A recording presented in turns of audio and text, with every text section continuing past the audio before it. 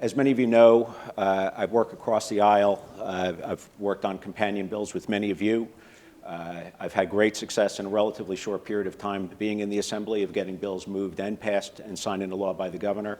And it's because I do work actively across the aisle on common sense issues with common sense people. I reiterate that because I want that in mind, as I don't take this testimony lightly. Mr. Chairman, in advance, I sent you and hopefully the rest of the committee has copies of a letter expressing my opposition to the confirmation of the Acting Commissioner of the Department of Education. In my letter, I outlined in detail numerous details, all supported with documentation and even video of local boards of education meetings backing up my concerns and claims. In my testimony today, I will highlight some of those items as well as point out a few others that I feel absolutely disqualifies the current Acting Commissioner from being confirmed, and to the extent possible warrants his removal from the current position, for which both Assemblyman Clifton and I have already publicly called for. In my letter, I highlighted the Jackson School District, a district I represent in LD 12, but before I cover that, I wanted to briefly highlight another school district, the Lakewood School District, a neighboring school district I don't represent, as another example of where this Acting Commissioner has failed in his duties.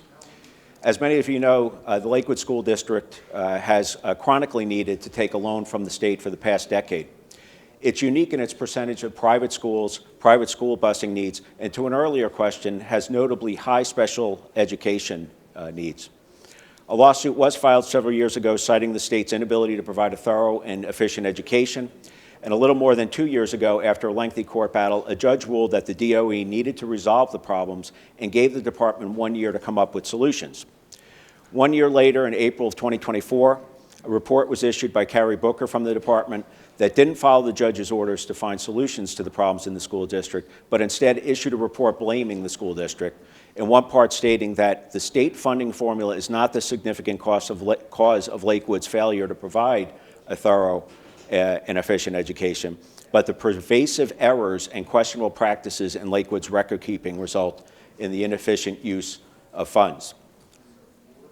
Senators, that wasn't the assignment from the judge. The judge told the DOE to solve the problem. The judge had already ruled and directed them and gave them a year to come back, and they only came back and blamed the district. This week, Lakewood took another $65 million loan, bringing their total outstanding debt to the state at close to $250 million. To an earlier question, there is no 1 year, 3 year, 5 year, or 10 year plan for Lakewood. The reason there isn't is because the DOE didn't do the job that the judge ordered them to do. The blatant disregard to following the judge's order or just the inability to do the job is yet another reason why this Acting Commissioner should not be confirmed today. Regarding Jackson, and I want to mention, you could replace Jackson with Toms River, Brick, Lacey, Plumstead, and almost 100 other school districts that are facing the same results that I'm about to describe today. On behalf of that district, both Assemblyman Clifton and I have held numerous meetings with the Acting Commissioner and his staff and did so with the best intentions. On more than one occasion, I told him I wanted to work with him, not against him, and was looking for him as an expert in education to use whatever tools that he had in the toolbox to help Jackson. To be clear, neither Assemblyman Clifton and I knew the answers. We were looking to the DOE and the head of the DOE to come up with answers. Jackson, up until 2018, when the devastating S2 funding formula was enacted, was an example of fiscal responsibility, and results in all areas were exemplary. Prior to that time, it had built a STEM program, a media academy, took its advanced placement classes from 1 to dozens. Its bands were nationally recognized, and its sports teams had won numerous state titles. Over the past 70 years, the state slashed its funding every year and now stands at receiving less than half, receiving only $23 million in state aid, or roughly $3,000 per student, despite paying the state roughly $70 million in income tax. By comparison, as an example, Newark received an additional $100 million in state aid, bringing their total to $1.15 billion in state aid, or roughly $25,000 per student, while the Newark residents pay $44 million in income tax. Despite our pleas, absolutely nothing was done to help Jackson. As a result, despite raising to the 9.9% property tax as a result of legislation we all passed, which still wasn't enough as we predicted, they had to take a loan for the first time in the history of $10 million and have a state monitor assigned. Last year, they closed and sold one of their elementary schools. At the school board meeting last night that I attended, they voted to close a second school, this time a middle school, and consolidate their two high schools into one. Hundreds of teachers have been fired, AP classes have been removed from the curriculum, entire sports teams have been eliminated. One of my school districts had to eliminate all of their clubs because they can't pay the stipends for the teachers for the clubs. This will bring the student-teacher ratio to something like 40-1, and I hope our bar is different than that. All right, so we have a school district already at 30-1 plus. They're going to go to 40-1 with the consolidation of these classes.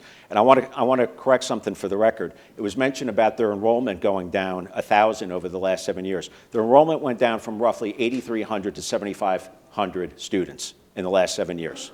All right, 500 of those were in the COVID year. Same as almost every other school district. They lost more than half of it in 1 year. The last 3 years have been pretty much flat. So to cite that as the reason, as the acting commissioner often does, is inaccurate.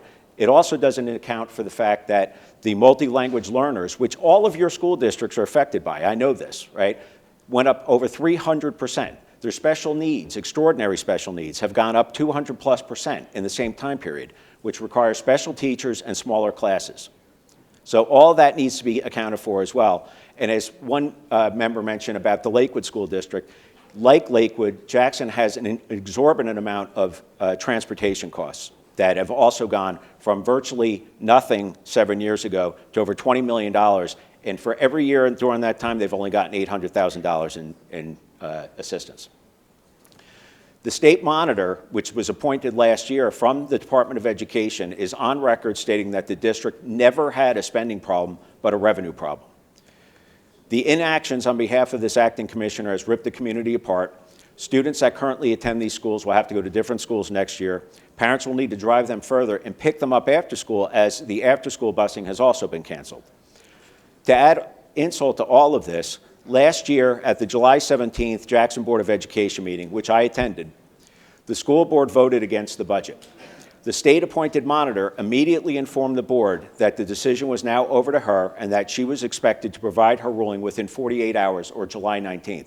And as you all may recall, Senators, we passed legislation that extended the deadline to July 22nd last year. The state monitor missed the deadline. She confirmed that at the July 24th meeting that I attended.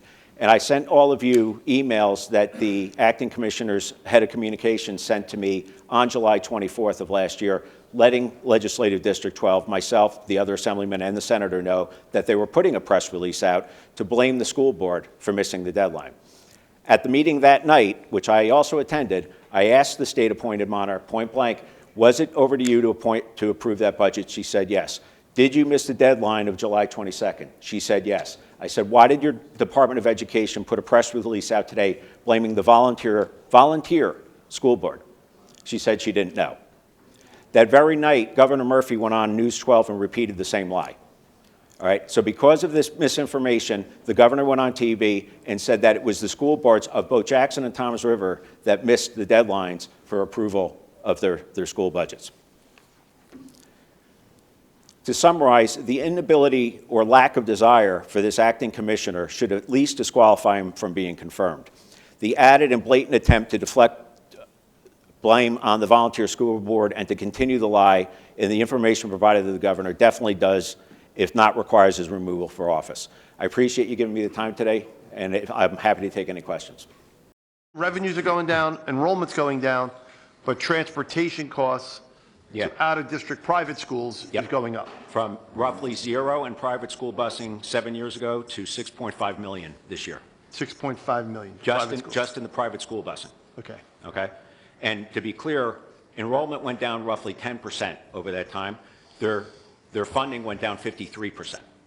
All right? Toms River's enrollment went down 9%. Their funding went down 59%. So it's not like there's a correlation between the two. So I want to caution anybody who just looks at total enrollment and, again, doesn't look at things like transportation costs, doesn't look at the MLL or multi-language learner increases of triple percentage points, as well as special education. Transportation is to and from? It's both it's to and from school? The state mandate, which is not fully funded, as you probably know, Sure. a good portion of it has to be funded at the local level, requires either transportation or a check aid in lieu. This is outside of, this is more for me as a budget But chairman. it is This relevant. is more for me, It's relevant. fact-finding as a budget chairman outside of the commissioner. Yeah, I appreciate the question. Thank you, sir. Thank you. Assemblyman, just a comment, because I think you brought up the town that I represent, and I just want to make note that while we all recognize that perhaps there have been some residential components to the formula that have swung, you know, the funding factor from one year to another in an extraordinary way, that for over 2 decades we had districts that were not given enough consistently year over year over year over year over year, and that while we can and should explore opportunities to be sure that no child is hurt, that we don't lose sight of the decades of impediment that the lack of funding to those districts had and the impact that it's had statewide, quite frankly, to learning loss and everything else.